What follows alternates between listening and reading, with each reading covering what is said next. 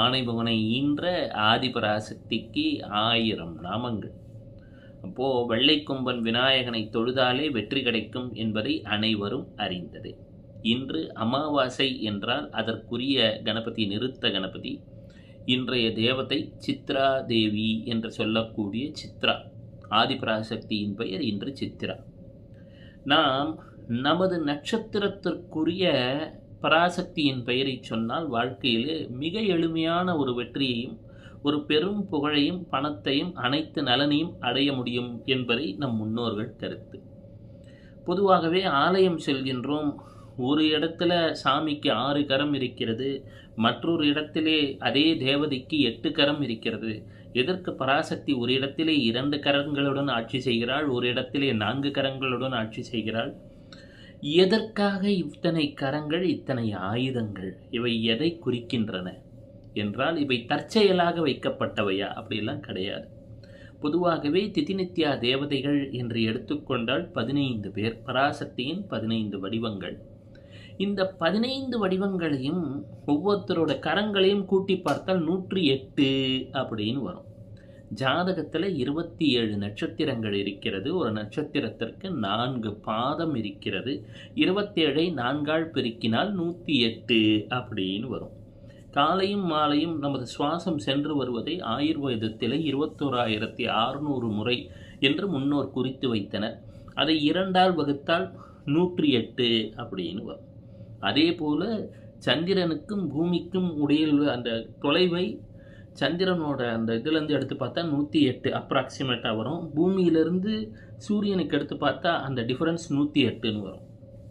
அந்த 108 என்று சொல்லக்கூடிய எண் ஏதோ ஒரு பெரிய ரகசியத்தை தன்னுள் உள்ளடக்கியது. ஒவ்வொரு இறைவனுக்கும் 108 நாமங்கள், 108 வைணவ திருத்தலங்கள் என்று 108இன் பெருமையை சொல்லிக்கொண்டே செல்லலாம். அப்போது இந்த 108 அப்படின்னா பராசக்தியின் 15 வடிவங்களுக்கும் ஒவ்வொன்று வடிவத்துக்கும் கரங்கள் மாறுபடும். உதாரணமாக பிரதமை திதி என்று சொல்லிவிட்டால் அதற்குரிய தேவதையின் பெயர் காமேஸ்வரி என்று பெயர். இந்த காமேஸ்வரிக்கு 6 கரங்கள். அப்போ அஸ்வினி காலபுருஷ தத்துவம், அஸ்வினிக்கு 4 பாதங்கள் மற்றும் அதற்கு அடுத்ததாக அபபரணி நட்சத்திரம். அப்பொழுது அஸ்வினி முதல் நட்சத்திரத்தில் பிறந்தவர்களும் அபபரணி என்பதில் முதல் 2 பாதத்தில் பிறந்தவர்களும் அன்னை காமேஸ்வரியோட பெயரை அடிக்கடி சொல்லிட்டு இருக்கணும். ஓம் காமேஸ்வரியை நமகானலாம், காஞ்சி காமாட்சியை வழிபடலாம். அடிக்கடி காமேஸ்வரி என்கிற அந்த எனர்ஜியோட ஒரு தொடர்பில் இருக்கணும். அதற்கு அடுத்ததாக வரக்கூடிய தேவதையின் பேர் பகமாலினி அப்படின்னு பேர். இந்த பகமாலினின்ற அம்மாவுக்கும் 6 கரங்கள். அப்போது அபபரணியின் 3ஆம் 4ஆம் பாதமும் கிருத்திகை நட்சத்திரமும் முழுமையாக பகமாலினியின் ஆளுமைக்கு உட்பட்டது.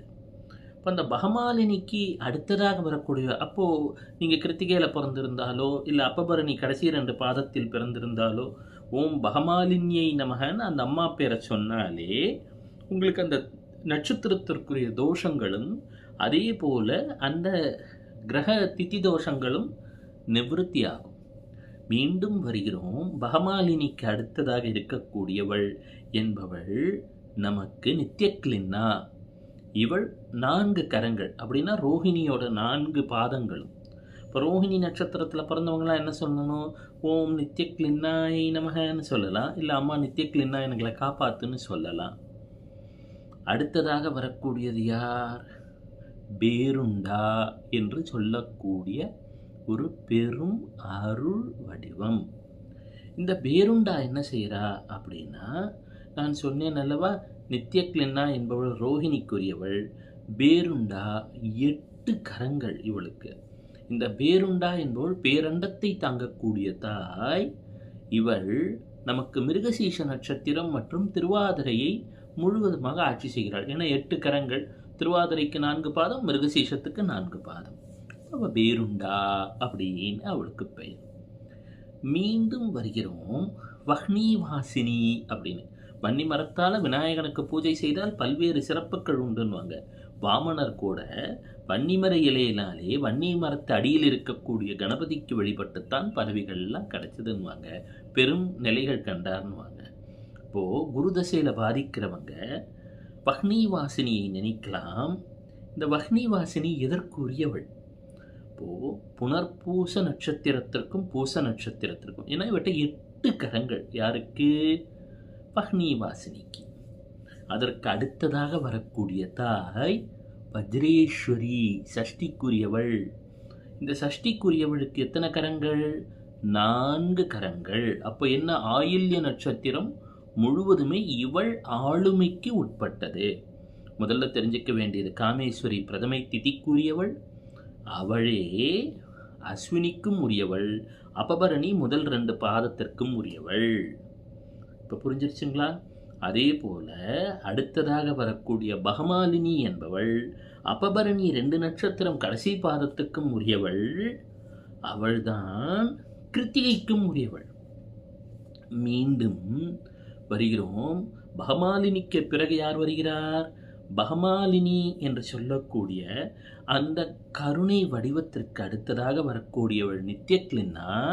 அவள் திருத்தியை திதிக்குரியவள். அவளே ரோஹிணி நட்சத்திரத்துக்கும் உரியவள். ஏனென்றால் 4 கரங்கள், ரோஹிணிக்கு 4 பாதம். பேருண்டா சதுர்த்திக்குரியவள், 8 கரங்கள். எனவே அவளே மிருகசீஷத்துக்கும் உரியவள், திருவாதிரைக்கும் உரியவள்.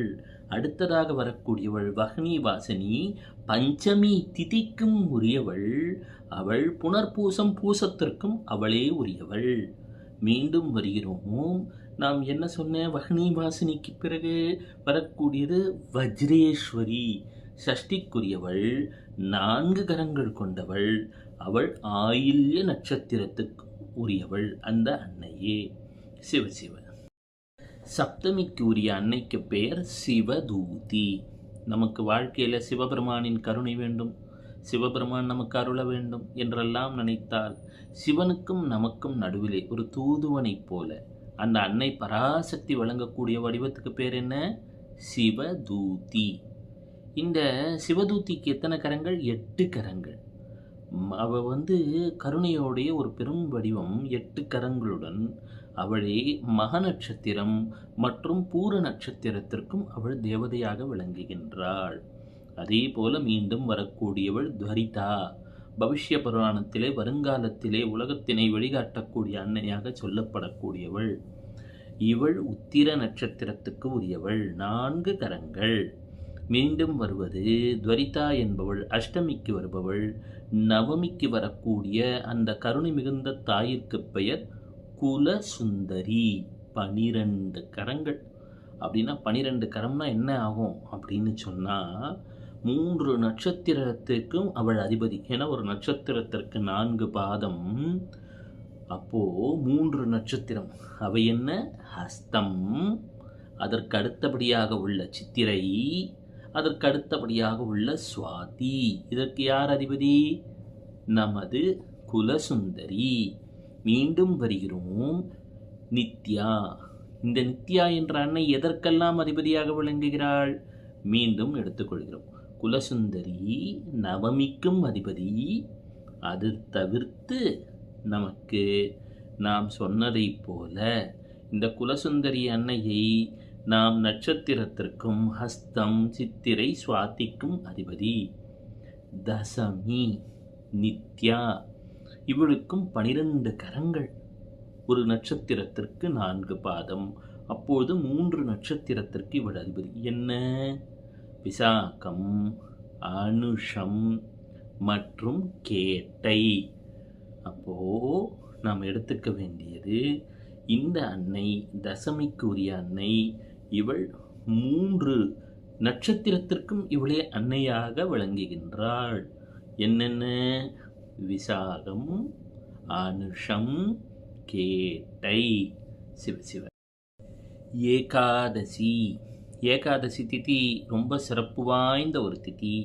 இதற்கு அன்னையாக விளங்கக்கூடியவள் நீல பதாகா. அப்போ இவள் எங்கேருந்து ஆரம்பிக்கிறோம்? மூல நட்சத்திரம். இவளுக்கு 10 கரங்கள். அப்போ என்ன ஆகும்? மூல நட்சத்திரத்தின் 4 பாதம். அதற்கு அடுத்ததாக பூராட நட்சத்திரம் 4 பாதம் மற்றும் நமது உத்திராடத்தின் 2 பாதங்களும். அன்னை நீல பதாகாவின் ஆளுமைக்கு உட்பட்டது. 10 கரங்கள். அடுத்ததாக வரக்கூடியது அன்னை விஜயா. இவள் துவாதசிக்கு உரியவள். இவளுக்கும் 10 கரங்கள். அப்போ என்ன ஆகும்? உத்தராடத்துக்கான 2 பாதமும் அன்னை கடைசி அந்த 2 பாதம் இருக்கு இல்லையா, அது ரெண்டும் அன்னை விஜயாவின் ஆளுமைக்கு உட்பட்டு, அப்போ அதற்கு அடுத்ததாக உள்ள நிலையிலே நம்ம உத்தராடத்துக்கு பிறகு வரக்கூடிய திருவோணம் என்று சொல்லக்கூடியது 4 பாதங்களும் அன்னை விஜயாவின் ஆளுமைக்கு உட்படும்.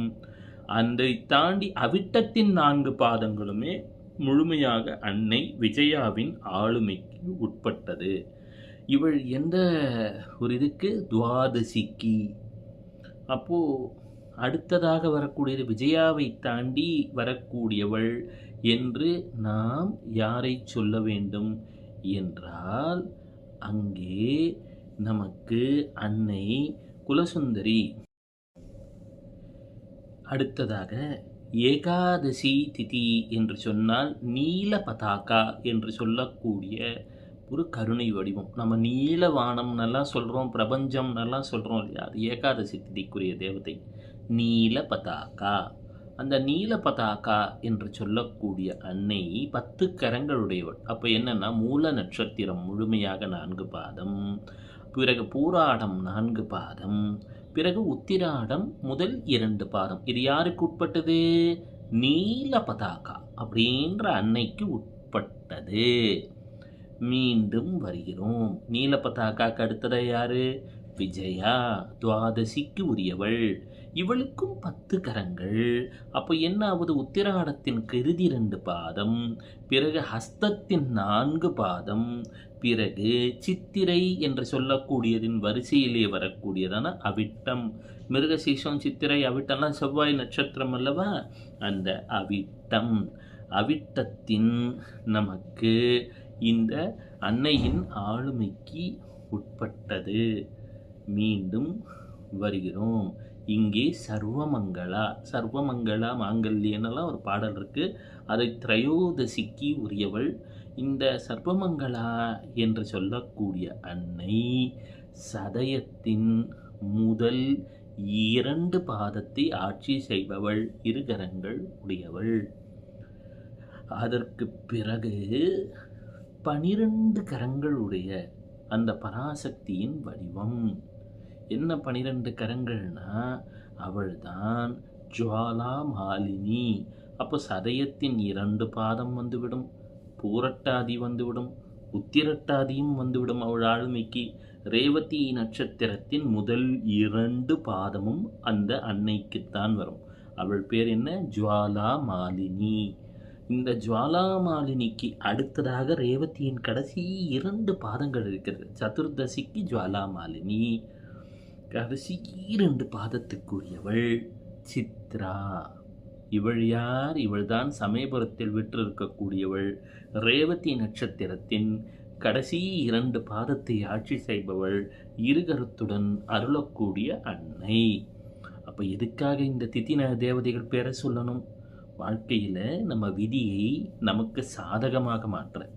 அப்போ தெரிஞ்சுக்க வேண்டியது, காமேஸ்வரி முதல் பெயர், பகமாலினி, நித்யக்லின்னா, பேருண்டா, வஹ்னிவாசினி, வஜ்ரேஸ்வரி.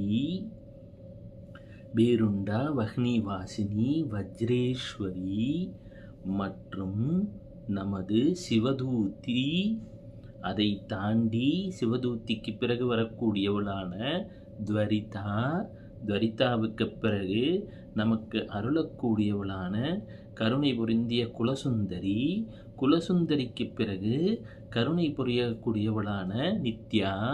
நித்யா என்ற நிலையை தாண்டி அடுத்ததாக நமக்கு அருளக்கூடியவள் நீலபதாகா, விஜயா, பிறகு சர்வமங்களா. சர்வமங்களா என்பதை தாண்டி ஜுவாலா மாலினி. ஜுவாலா மாலினி என்பதை தாண்டி சித்ரா. இந்த பெயர்களை அனுதினமும் அவ்வப்போடு கேட்டால் கூட வாழ்க்கையிலே திதி நம் விதியை நல்ல விதமாக மாற்றும் இனி வாழ்க்கையில் வளம்தான்.